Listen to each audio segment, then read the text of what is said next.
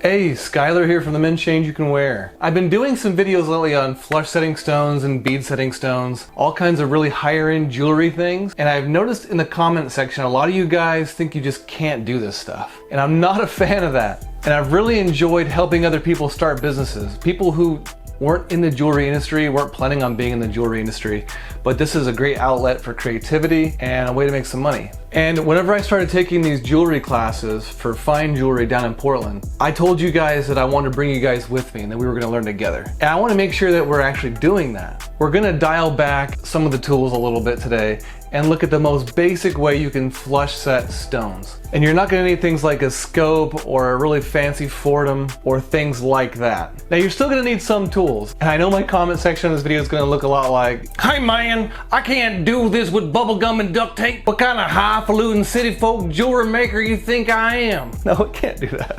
That's stupid. So I know you can't do it with bubblegum and duct tape, but a little bit of an investment will go a long ways in this. Remember, we're trying to move coin rings from regular do-in-your-garage thing to fine jewelry. Even though you might still be doing it in your garage, it just requires a little bit more of an investment. And honestly, you make a couple coin rings like this, it'll pay for it really, really quickly too. Let's go take a look at some tools we can get at Harbor Freight to start flush setting some coin rings. That's gonna require us to take a little road trip. Let's do it.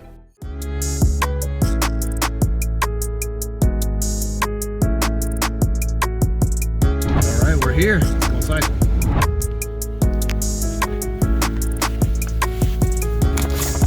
All right, check this out.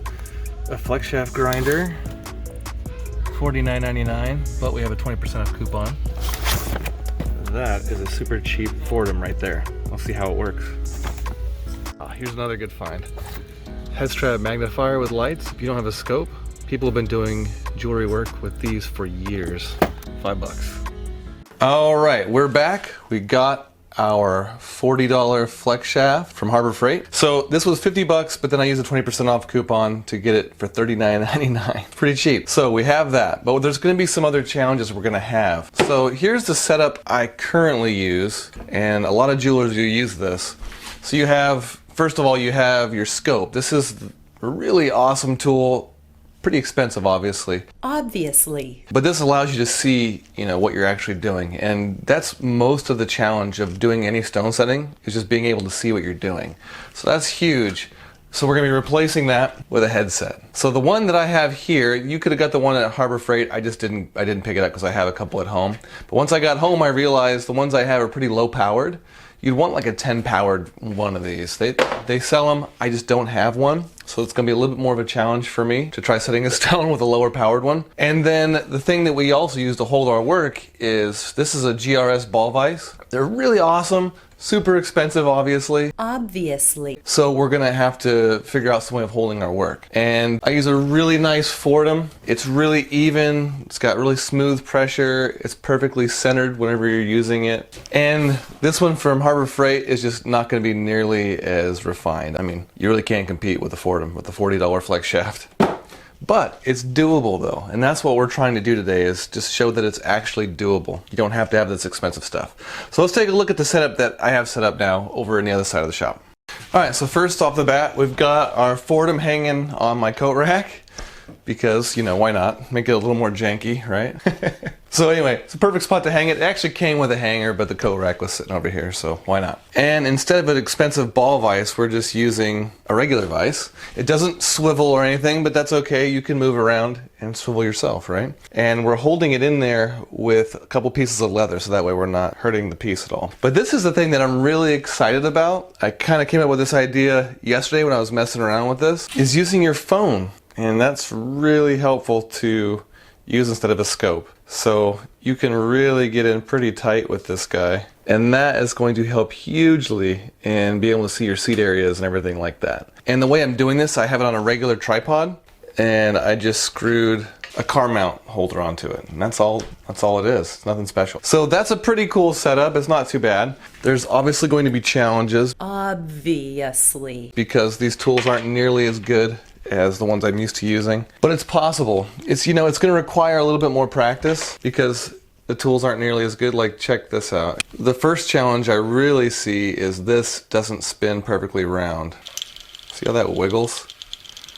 The Fordham doesn't do that. So that's gonna be a challenge to keep a nice tight seat because that's wiggling so much. But I think it's doable, so we'll find out together. All right, so let's go ahead and get started. So the first thing we need to do is make our center mark in this guy and then drill our hole. And before we get right into drilling the hole, let's talk about the tools we're gonna be using. This is a little 1mm drill bit, high-speed drill bit. It's a jewelry bit. You can get these on Rio Grande and just a couple bucks for one. So there's those. We're gonna be using a set of ball burrs. Ball burrs are round burrs. I found out on Rio Grande they're called round burrs on there. This set cost me 20 bucks and that's like a whole set of burrs. And you know what? I recommend just getting the whole set. You can buy them individually, I'm sure, but the whole set is kind of the way to go since you use so many different sizes of them. The ones that are way more expensive are these setting burrs. This set cost me like 70 bucks. But I found out on Rio Grande that you can just buy them individually for like $3 a piece. So we're gonna go over every single size that we're using today, and I'm gonna be setting a 4mm stone into a Morgan dollar. So Rio Grande is where you go get all these guys. It won't cost you a ton. Obviously it's gonna cost you something, right? And you're gonna find out in jewelry that pretty much everything is expensive and you need a million different tools, and that's just the way it goes. We get a little bit intimidated. But these really aren't too bad if you're just wanting to pick one stone size to set. It's not gonna cost you a ton.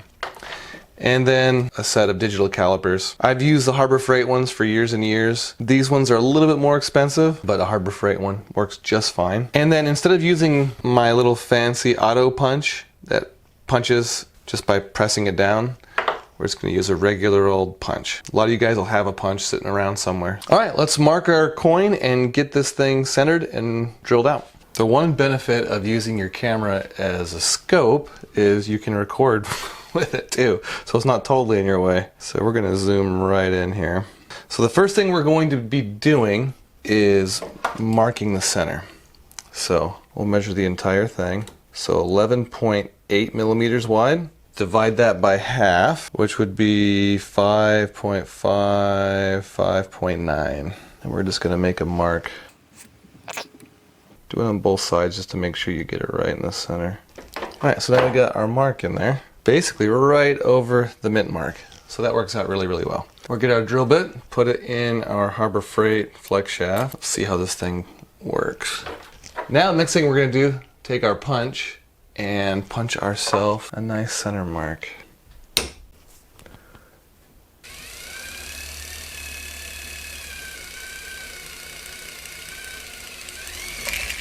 Actually, that flex shaft didn't do too bad. Drilled a pretty decent hole. So now that we have it like that, that was a 1mm hole. Now remember, we're setting a 4mm stone. We need to start ball burring that hole larger so we can get ready for our setting burr. Because you can't go straight in with a setting burr, you just burn up the burr basically. And it wouldn't be good. So we have our set of ball burrs here, and each one of them has little numbers by them. This one over here, that's a 1mm burr. So that's the same size as the hole we just drilled. So you just want to go a little bit at a time. So we're going to go for like a 1.2mm burr, 1.4mm burr, 1.6mm burr. And we're going to keep going up slowly until we get to about 3mm. So that is what we're doing now. Oh, and that's another thing. When we're drilling with a ball burr, what we want to do is bury that ball burr all the way to the bottom of the burr. So that's 100% of the ball burr is what we call that. So that's 100% depth. You don't want to go deeper than that, but you don't want to go shallower than that either. So we're taking that guy all the way to the top every time till we get to 3mm.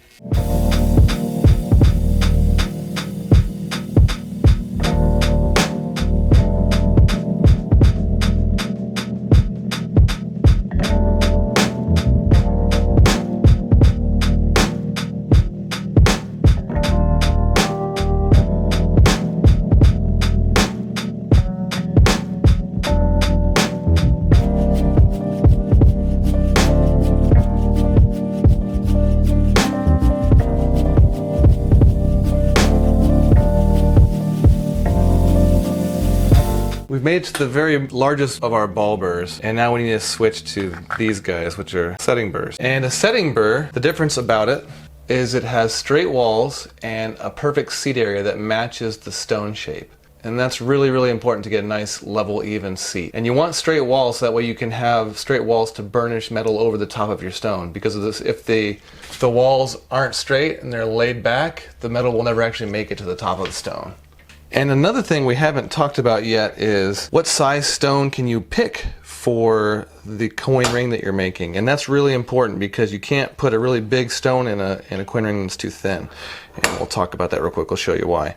Now this Morgan I have actually cut in half so that way we can see the contour of the inside of the walls. And the reason I did that is so we can talk about the thickness of the walls. You can't pick a stone that's deeper than the wall of the coin ring because then the bottom of the stone will stick at the bottom, and you don't want that. We're going to be setting that stone in about the middle of the walls of this guy, so let's just check to see how thick it is right there. It's about 2.4 millimeters thick right there in the middle. So we can't pick a stone that's any bigger than that or it'll stick at the bottom. And here's the stone I plan on using, so let's measure the depth of it real quick. So it's about 2.35, so it's really, really close. But I think we're going to be all right. It's a little bit on the close side, to be honest with you. But it is smaller, so that's important. So the bottom will not be sticking out. All right, let's start using our setting burrs.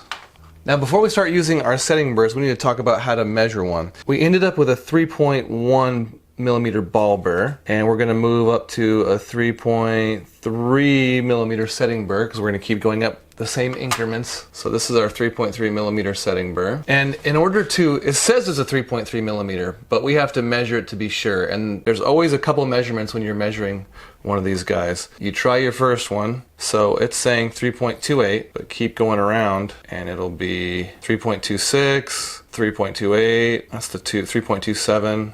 So basically there's always a couple different measurements. You take the largest measurement. So a 3.3 millimeter ball burr or setting burr actually is more like 3.28, just the way it is. They tend to be smaller than they actually say, which is a good thing. We want to make sure we do not go over 4 millimeters because our stone, and you need to measure the stone the exact same way. So you measure at one spot, that's 4 millimeters. Measure it again, 4.1 millimeters, 3.99 millimeters, 3.98, 4.1. So it's more like a 4.1 millimeter stone, but it's a little variable. We cannot go above that. We want it to be, our hole to be a tiny bit smaller than 4.1 millimeters, 4.2, whatever. Be aware that as we get close to that, we don't want to go over, that's for sure.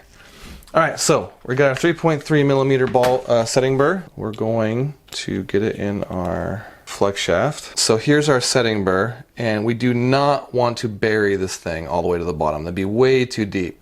So when you're figuring out how deep you need to go in a setting burr, I'm going to talk about percentages of the setting burr. So like if you want to go 50% deep, you start with the measurement at the bottom of this straight wall, and halfway up that is 50%.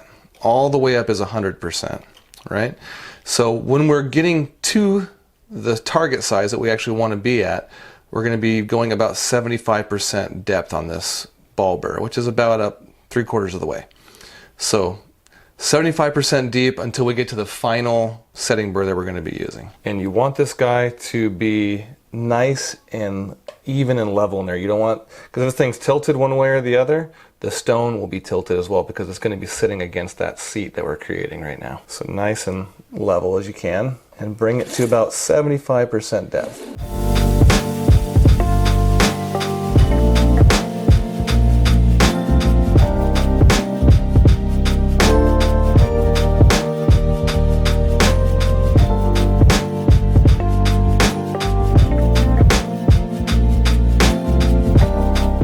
Alright, now we've made it to our 4 millimeter setting burr. So what does this setting burr actually measure? That's the question. 3.95. So this one measures 3.95, not quite 4, which is exactly what we want. We want the hole to be a tiny bit smaller than our stone. So this is going to work great.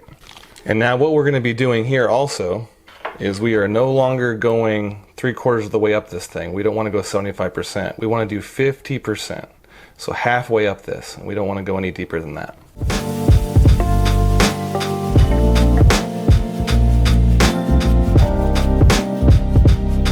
All right, let's see how our stone fits. The stone more or less hovers right on top of that hole, which is exactly what we're looking to do. So now, let's see if it'll press down in there. Not quite. Not quite yet. So what we need to do is just round that hole out just a tiny bit more. So we're just going to put our burr in and carefully move it round like that. Not too much, and keep it perfectly up and down. We'll keep getting a little bit larger until it finally fits.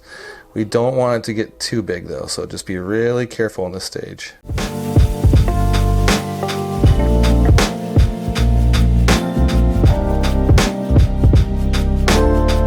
Oh, and one thing we can't forget to do also, we're almost to the part of setting the stone, so we need to turn it around and countersink this hole. So you definitely don't want any rough hole in the backside. So countersinking it, we'll just take a larger burr, like this guy, a larger setting burr, and just clean that inside up.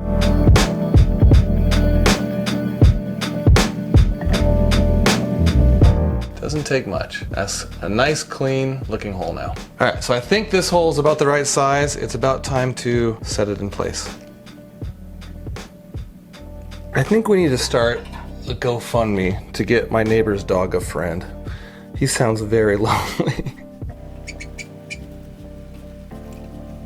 All right, so now it's set. We just need to burnish around the edges with this guy. And this is the burnishing tool. I talked about it in my last video. It's just one of these ball burrs, one of these guys with the end cut off, and then just polished nice and round. So that's all it is. It's in a tool holder. It's like a Euro Tools tool holder. Not sure what they're called exactly, but this is what they look like. All right, so now it is set nice and flush in there. So we're gonna start burnishing it. So here's our burnisher. And so, like I said before, I've seen people just go round and round and round like that. I don't know how that would possibly set a stone, because you're pushing the metal from the inside away from the crown of that stone. And what we're trying to do is take the edge of this metal and push it over the top of the stone, which will require you to be at more of a 45-degree angle to kind of shove it in. Think about it kind of like soft butter, and when you shove on the corner of the edge of butter, it's going to push over, you know. If you were to just slide around the edge of the butter like this, it would just squish the butter back, right? At least that's the way I see it. So anyway, you're just going to go around it really, really carefully. And I'm trying not to get in the camera, but I might have to. Just burnish that metal over the top of the surface. That's what we're gonna do. And just keep rolling it back and forth, nice and lightly, because if you do it too hard, you can scratch the stone. Make it all the way around the stone.